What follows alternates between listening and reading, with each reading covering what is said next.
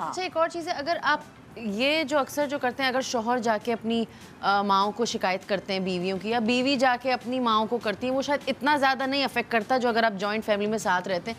I think वो ownership पे बहुत डिपेंड करता है, आप कितना ओन करते हो। अगर आप अपनी बीवी को जितना ज़्यादा ओन करोगे, आप उसकी बातें नहीं करोगे बाहर जाके। माँ को आप अलग रखो, बीवी को आप अलग रखो। और ये सीख जो है ना, मैं पहले भी काफ़ी दफ़ा आपके शो में ये बात कर चुकी हूँ कि I think it's high time कि हम अपनी बच्चियों को बहुत सिखा चुके हैं, अब हम अपने बच्चों को सिखाने की बारी है, सिखाने की जरूरत, बेटों को सिखाएं हम कि भाई बीवी को लेकर आए हो, तुम्हारे ऊपर बहुत बड़ी जिम्मेदारी है, ये कोई गुड्डा गुड्डी का खेल नहीं है। If you are not ready even mentally, मत मैरी, मत करो, टेक योर टाइम।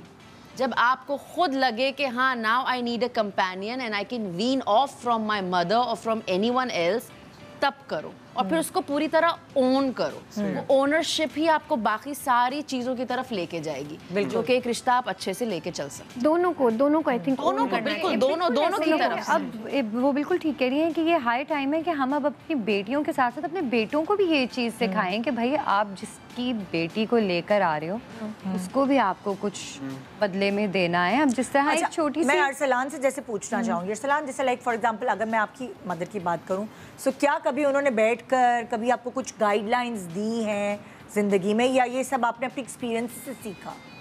नहीं, मुझे वो गाइडलाइंस डेफिनेटली देती हैं, but at the end of the day देखें, I am an adult. Guidelines in the sense before marriage होता है ना, बेटों को भी, जैसे मैं अपने बेटे को, अभी से मेरे बच्चे तो छोटे हैं, शादीशुदा नहीं है, लेकिन मैं उनको बोलती हूँ कुछ जो सीखती हूँ वो उनके कान में बात डालती जाती हूँ।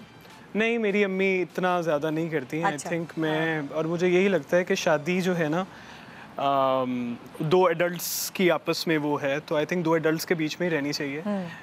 And it is a lot of effort. ये it's not for the weak hearted. लोगों को लगता है जितना मजबूत रिश्ता है ना, ये उतना ही डेलिकेट है। आपको उसका इतना ही ख्याल रखना पड़ता है, बहुत सी चीज़ों का बहुत एफर्ट करनी पड़ती है।